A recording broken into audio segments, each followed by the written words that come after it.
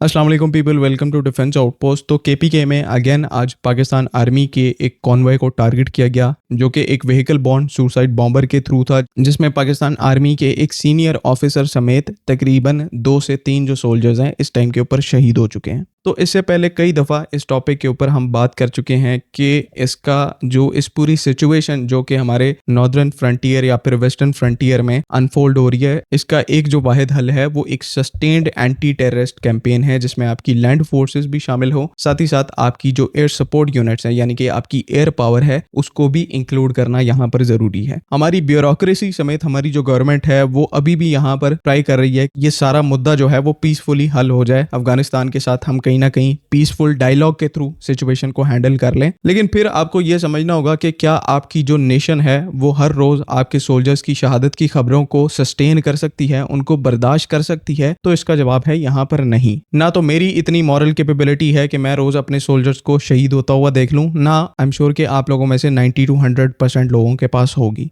तो ऐसे में क्या एक पीस टॉक्स का रास्ता अपनाना सही बात है? वो एनिमी जो कि रमज़ान के मुकद्दस महीने में भी आपको लगातार आपको अटैक करने की कोशिश करता है, कोई उनके मॉरल ग्राउंड्स नहीं है, वो एक साथ आपके सोल्जर्स को भी टारगेट करते हैं और अनआर्म्ड सिविलियंस को भी करते हैं। तो ऐसे एनिमी के अगेंस्ट में आप अमन का हाथ बढ़ाने जाओगे, इसका ना तो कोई फायदा पास्ट में हमें देखने को मिला और ना ही फ्यूचर में देखने को मिलेगा। तो क्या ये यहाँ पर हमारे लिए एक फिक्रमंदी की बात है? तो मैं ऐसा यहाँ पर बिल्कुल भी नहीं कहूंगा। फिक्रमंद होने की बजाय अगर ये कॉम थोड़ा हौसले से काम ले, ये स्टेट थोड़ा हौसले से काम ले, बिकॉज हमारे पास काइनेटिक कैपेबिलिटीज हैं कि हम अपनी टेरिटरी के हर एक एक इंच से इनका सफाया कर सकते हैं। तो ऐसी कैपेबिलिटीज के होते हुए आपको घबराने की या फिर टेंशन लेने की जरूरत नहीं होती, बल्कि अपने अंदर एक हौसला पैदा करना होता है कि हम ये यहाँ पर कर सकते हैं, अपनी नेशन का, अपनी कंट्री का एक एक इंच प्रोटेक्ट कर सकते हैं। इस सब के लिए सिर्फ करना हमें क्या है कि एक पेज पे आना हमारा बहुत ज्यादा इंपॉर्टेंट है। जिस तरह से मे के कॉन्फ्लिक्ट में इंडिया के अगेंस्ट में पूरी कंट्री जो है एक हिस्टोरिक तरीके से यूनाइटेड हो गई थी, हर बंदा अपनी कंट्री को डिफेंड करने के लिए इंडिया के अगेंस्ट में तैयार खड़ा था। तो ऐसी ही सोच, ऐसा ही माइंडसेट हमें इस टाइम के ऊपर अपने वेस्टर्न बॉर्डर के ऊपर भी लाना है। मैं आज एक आम शहरी इस पाकिस्तान का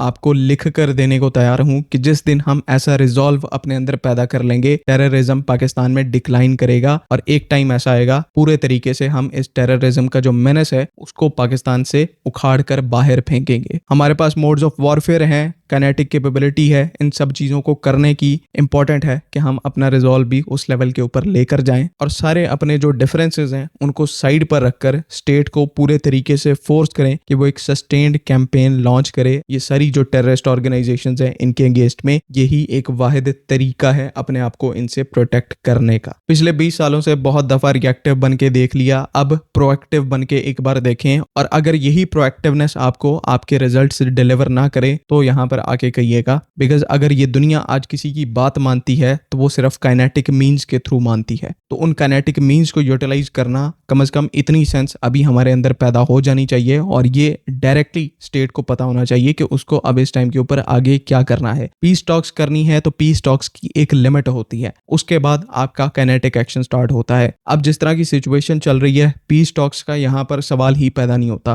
काइनेटिक एक्शंस करें और फिर उसके बाद अगली साइड को बताएं कि हमने ये काइनेटिक एक्शन किया है और इसके बाद क्या आपका पीस टॉक्स का मूड है। अगली साइड अगर मानती है डू पीस टॉक्स, नहीं तो दोबारा से वही काइनेटिक एक्शन का जो सिलसिला है, जो सर्कल है, उसको दोबारा से स्टार्ट कर दें। Again at the end of the video मैं यहाँ पर ये अगेन चीज बताऊंगा कि टेंशन हम तब लेते, टेंशनाइज हम तब होते अगर हमारे पास काइनेटिक कैपेबिलिटी नहीं होती अपने इन इशू से डील करने की। लेकिन शुक्र करने वाली बात यहाँ पर क्या है कि हमारे पास एक्सेसिव काइनेटिक कैपेबिलिटी मौजूद है और बेटर तरीके से यूटिलाइजेशन भी हमें आती है। तो सिर्फ और सिर्फ जो हर्डल है वो इस टाइम के ऊपर हमारा रिजॉल्व है। अपने एनिमी को आइडेंटिफाई करना, चाहे वो ईस्टर्न सेक्टर में बैठा है, वेस्टर्न सेक्टर में बैठा है, उसको आइडेंटिफाई करना और न्यूट्रलाइज करना। अगर ये हम कर जाते हैं तो अगेन इसी चीज की हमें सबसे ज्यादा जरूरत है और लेट्स होप कि कोई ना कोई सुनकर, कोई ना कोई चीज़ों को एनालाइज करके जो स्टेट में बैठे हुए एक्टर्स हैं वो इस चीज़ को रियलाइज कर लें। अल्लाह ताला आप सबको और इस हमारे जो वतन है उसको अपने हिफ्ज़-ओ-मान में रखे। पाकिस्तान हमेशा जिंदाबाद।